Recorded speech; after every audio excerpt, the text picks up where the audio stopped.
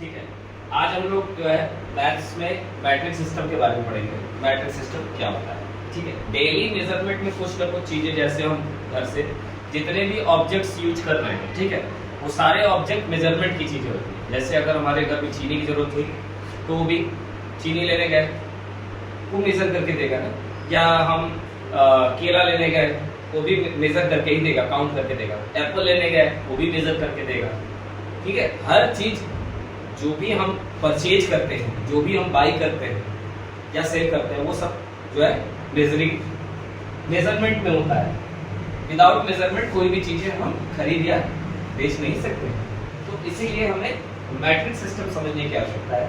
Matric system क्या है? What is matric system?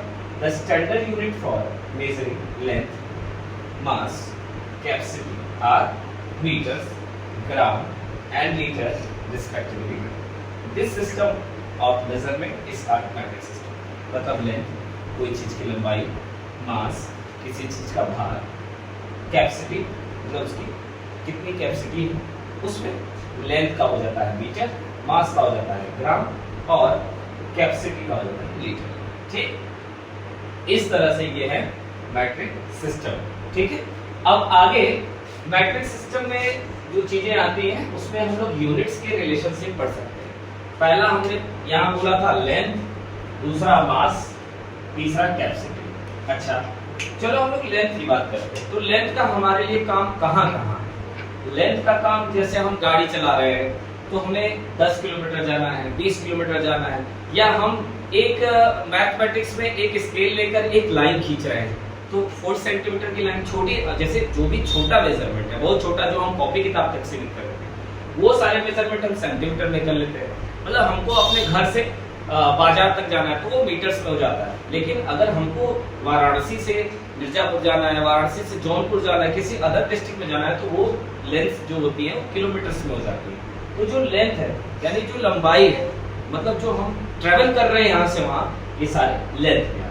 तो इनमें छोटे और बड़े मेजरमेंट होते हैं। जैसे किलोमीटर बड़ा मेजरमेंट है, तो 1 किलोमीटर में 1000 मीटर होता है, 1 हेक्टोमीटर में 100 मीटर होता है और 1 डेसीमीटर में 10 मीटर।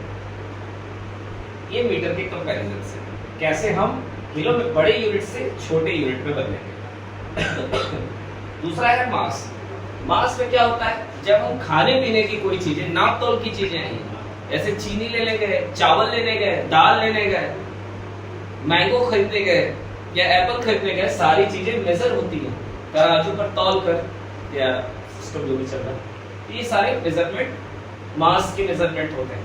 जैसे 1 किलोग्राम में अगर हमसे कहा जाए कि कितना ग्राम होता है, तो 1000 ग्राम, यानी 1000 ग्राम चीनी देगा, तब हम उसे कहेंगे 1 किलोग्राम उसमें चीनी थी। 1 हेक्टोग्राम में 100 ग्राम होता है और 1 डेकाग्राम में 10 ग्राम होता है। ये बड़े स्टैंडर्ड है, ये नीचे के छोटे स्टैंडर्ड। अब आते हैं कैपेसिटी। कैपेसिटी जो लिक्विड वाली चीजें होती हैं, जैसे ऑयल खरीदते हैं हम, मिल्क खरीदते हैं हम, ठीक है। ये सारी चीजें केजी वगैरह में नहीं मिलती हैं, ये सब केजीस वगैरह में नहीं मिलते हैं, ये लीटर वगैरह में मिलते हैं, ठीक है। इनमें थोड़ा सा डिफरेंस होता है। अभी पहले फिलहाल में हम ये सब, तो 1 लीटर में 100 मिलीलीटर, ये कम हो गया है समय में, ठीक है। 1 किलो, सॉरी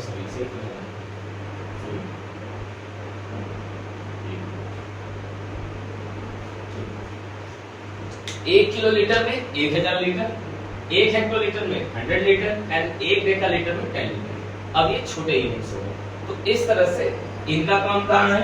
जब हम लोग कोई पाथ कवर करेंगे, यहाँ से वहाँ डिस्टेंस ट्रेवल करेंगे, इनका काम क्या है? जो नाप तोल की चीजें खरीदेंगे, ठीक है, जिनका कुछ वेट होता है। और ये तीसरा जो लिक्विड वाली चीजें होती हैं, उसमें इसका काम, ठीक है।